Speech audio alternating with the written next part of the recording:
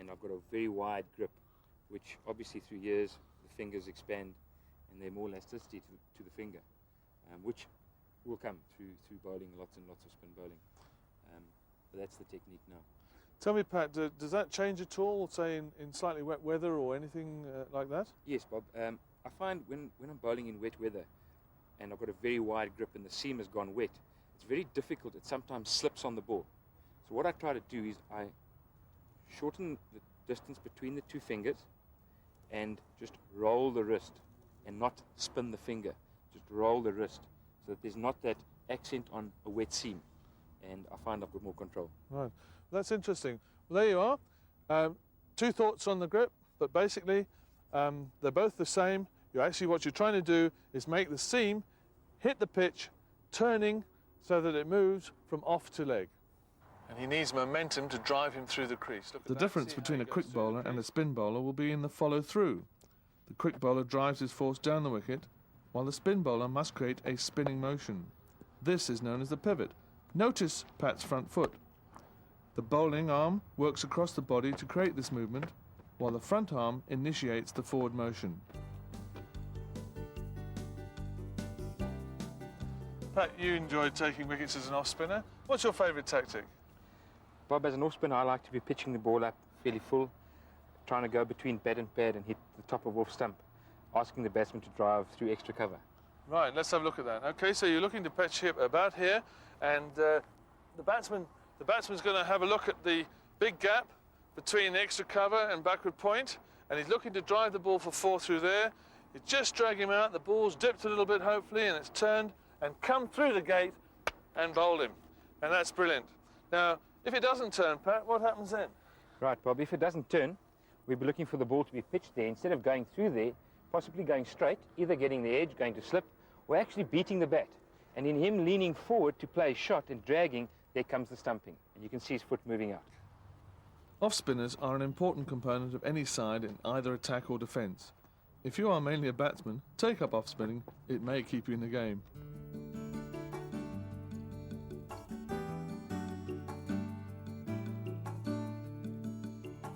I often ask the question, there are 2 types of spin bowling. Gerald, can you tell me what they are? Leg spin and off spin. Leg spin and off spin. That's close, but not quite right. What I like to use the terms wrist spin and finger spin. Now, the leg spinner quite often uses his wrist because he has to conceal the difference between a leg break and a googly. Okay, so let's have a look at the basic grip for a leg spinner. I take my first and third finger and I run it down the side of the seam.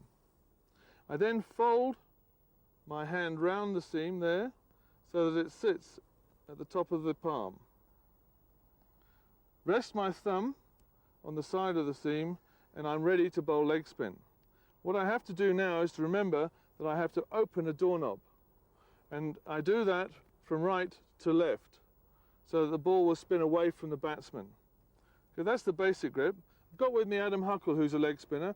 Adam, how do you hold a ball? Bob, I hold it differently. I mainly hold it on my second finger there. And do you get the same purchase with that grip? Yeah, it seems to be fun. Good. Okay, so there are 2 ways in which to hold the ball. And it's important for you to remember, when you grip the ball, that you're going to spin the ball from your right shoulder to your left shoulder. That's very important, so you're going to do that. Try and spot the difference in the wrist action between the leg break and the googly.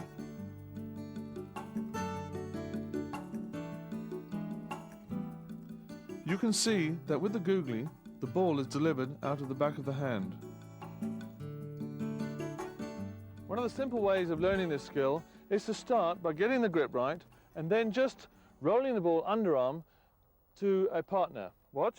I get my hand here, start it on my right shoulder, right knee, and as I turn it, I go over to my left knee. Okay, so watch carefully, underarm, and just spin it. See how my hand goes with the spin. Okay, and again, and like that. That's it. Okay, once I've mastered the art of doing it underarm, I then go to round arm. Same thing, just turn the hand over so I can spin the ball from right to left. Again, and turn it over and it spins. Okay, now when I've mastered the round arm art, I will then go to the full extension of overarm. So again, from here, and just spin the ball like that. Okay, So overarm and there. So you must master all three arts: underarm, round arm and overarm. And you'll find that leg spin bowling is one of the great trades of cricket. There are so few around that if you master this art, you can take a lot of wickets. All bowlers, and especially spinners, need patience and the ability to take punishment from the batsman. Is obviously difficult to tell. I think perhaps not.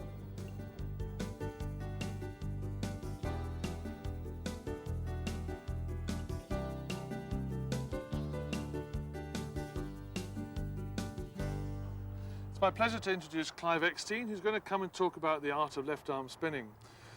He has a distinct disadvantage to the right-arm off-spinner in that he has to normally bowl to right-handed batsmen, and if he does so, he has to bowl over the wicket and therefore cannot get LBWs because of the laws of cricket, which states quite clearly that you can't pitch outside leg stump in order to get an LBW decision. Clive, how do you deal with this? Bob, there are two things that I really look, two main things. One is the angle of my delivery. I'll vary it from being wide and coming closer to the wicket, or from behind the crease or a little bit further in front without going for a no ball. And the other is my pace. I will try and bowl it a bit quicker or try and get it a bit higher above the batsman's eyes and there force him to make a bad fault. Okay, Clive, well, let's see you demonstrate that for us. Okay. Let's have a look at Clive bowling these variations. First ball, quick and short, making the batsman play back. Field it, Francois.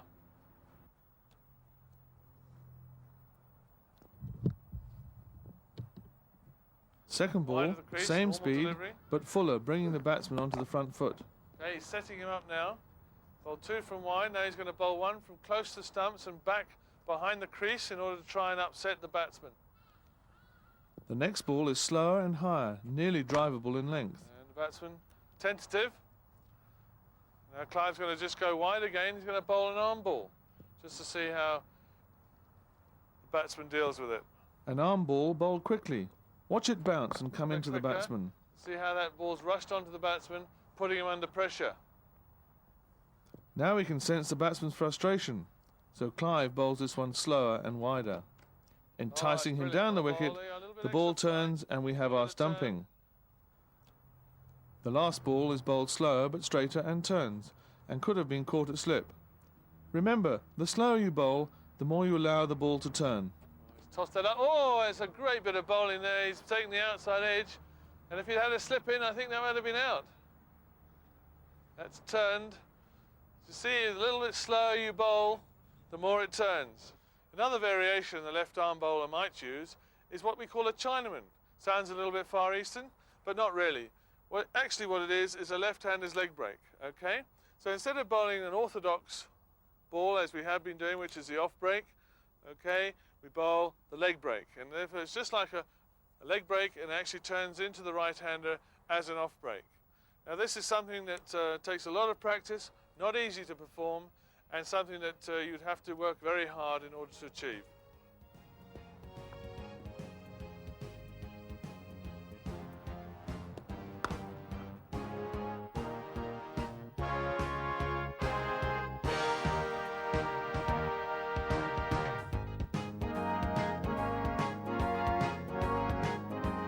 Please note, there are 4 videos in this series covering all aspects of this great game of cricket.